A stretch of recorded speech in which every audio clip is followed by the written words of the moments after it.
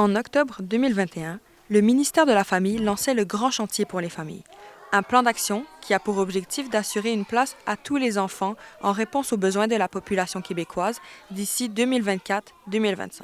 L'une des mesures proposées vise à prioriser certains enfants selon différents critères, tels qu'une situation socio-économique moins favorable ou encore la présence d'un handicap physique ou mental. C'est pas une mauvaise chose, je pense, que le ministère reprenne le flambeau des listes d'attente. Je sais que ça existe, qu'il y a des CPE qui vont refuser des enfants davantage parce qu'ils ont des besoins particuliers.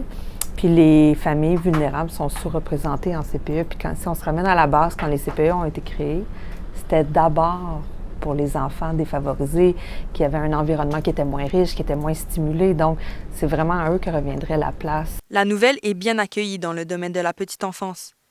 Plusieurs sont d'avis que c'est un projet nécessaire pour mettre de l'avant l'inclusion et la diversité. C'est sûr qu'un organisme comme Je me fais une place en garderie salue et est ravi que le ministère veuille en faire une priorité parce que ça demeure difficile pour plusieurs familles d'avoir accès à une place en service de garde pour son enfant qui présente un handicap. Il y a tout de même quelques craintes auxquelles le ministère devra répondre. La plupart des directrices de CPE se demandent comment les choses vont être prises en charge. Parce que ça ne sera pas magique, là.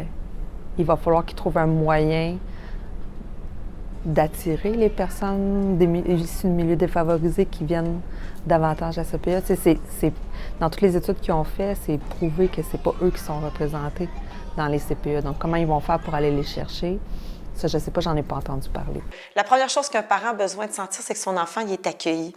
Donc, comment travailler avec le milieu pour qu'ils puissent comprendre aussi que c'est dans leur rôle d'accueillir les enfants, puis déconstruire un peu peut-être des fois des préjugés qu'on a face aux enfants qui ont des besoins particuliers. Cette mesure marque un tournant historique dans le milieu. Le deuxième depuis le développement des centres de la petite enfance en 1997. Pour les parents qui se font fermer de nombreuses portes, c'est une occasion de faciliter un processus souvent complexe. Mais sans aucun doute, ce serait une très bonne nouvelle pour les parents et je pense que ça ouvrirait beaucoup plus de portes parce que un parent d'enfant à besoin particulier, on ne se le cache pas, dans les 2 premières années de la vie de cet enfant-là, il y a un des 2 parents qui arrête de travailler. Il n'y a pas de place en garderie et même quand il y a une garderie, bien, on t'appelle souvent pour venir le récupérer parce qu'on n'a pas le matériel nécessaire, c'est pas adapté, on a peur, ou l'enfant il tombe souvent malade.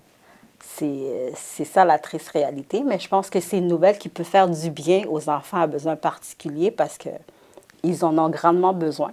Maïsem Sarawi pour Top Chrono.